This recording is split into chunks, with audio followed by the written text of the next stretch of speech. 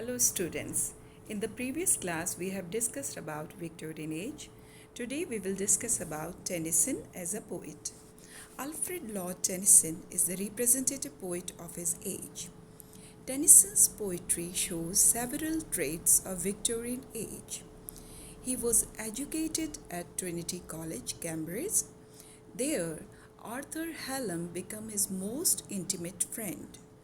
Tennyson was awarded the Chancellor's Gold Medal at Cambridge for one of his first poem, that is Timbuktu, in 1840. His work received public acclaim when he wrote In Memoriam in 1850. His friend Hallam died in 1833, and it was the devastating loss for the poet. Tennyson's sorrow on his friend's death is visible in his works. He also attempted poetic drama but couldn't succeed. Tennyson is once more recognized as a gifted poet who delved into eternal human question and who offered both solace and inspiration to his audiences. He remained poet laureate since 1850 to 1890. His poem Ulysses reflects the 19th century spirit of inquiry and search for knowledge and truth.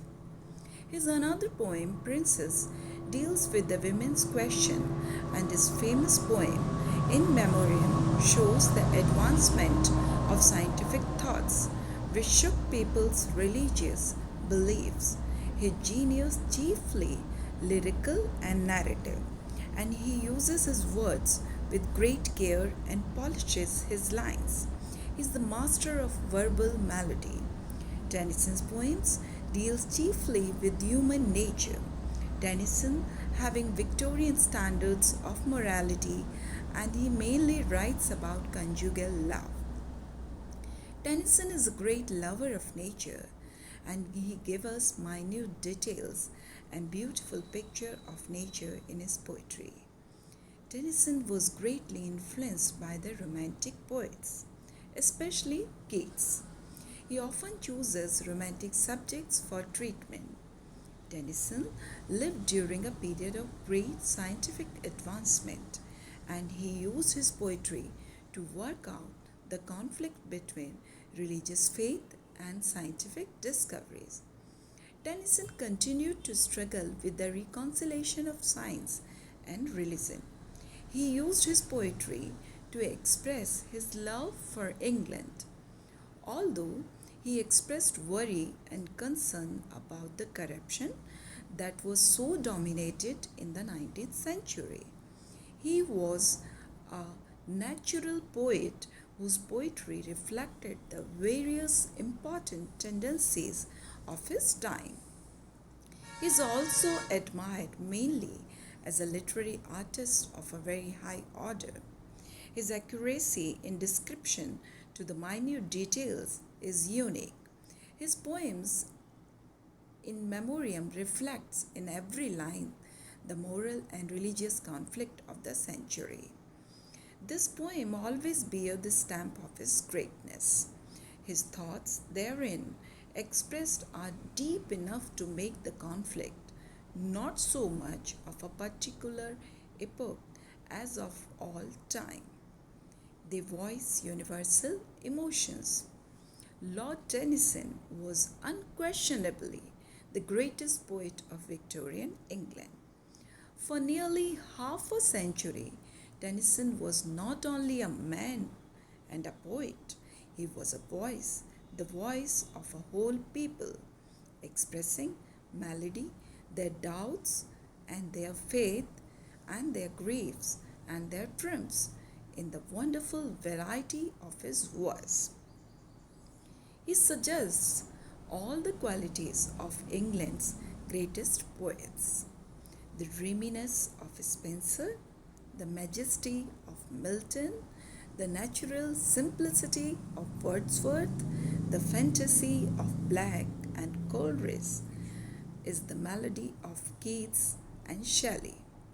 The narrative vigor of Scott and Byron, says W.J. Long. All these striking qualities are evident in the successive phase of Tennyson's poetry. Tennyson has carved for himself a permanent place in English poetry. His poetry is the mighty organ for the expression of Victorian conscience, the mirror reflecting the true genius and temperament of his age. Tennyson's poetry gave the Victorians what they desired. His poetry, therefore, represents the ideas, tastes, moderation in politics, refined culture, religious liberalism, checkered by doubt, a lively interest in the advancement of scientific discovery, coupled with alarm lest it might lead us astray, attachment to ancient institutions, larger views of the duty of the state towards its people, and increasing sympathy with poverty and distress. All these feelings and tendencies find expression in his poetry. Tennyson is the most complete embodiment of the Victorian spirit of compromise, that is known as Victorian compromise. Love is a domestic sentiment for him. He believed that the woman's place was the home and hearth, and the man's place was the outside world. In his political opinions, Tennyson believed in a compromise between aristocracy and democracy. Tennyson's nature poetry is original and bears the impact of contemporary science. Tennyson's landscape painting shows that he was endowed with the delicate sensibility of the artist. Tennyson never paints nature as something outside of man, with the life, spirit, and purpose of its own. Nature for him is always a background for reflecting some human emotions. It has no masses of its own, but harmonizes with delicate adaptability to the mood of man. Thus, in depicting moods of indolence, of sorrow, of love, Tennyson's nature poetry is intellectual.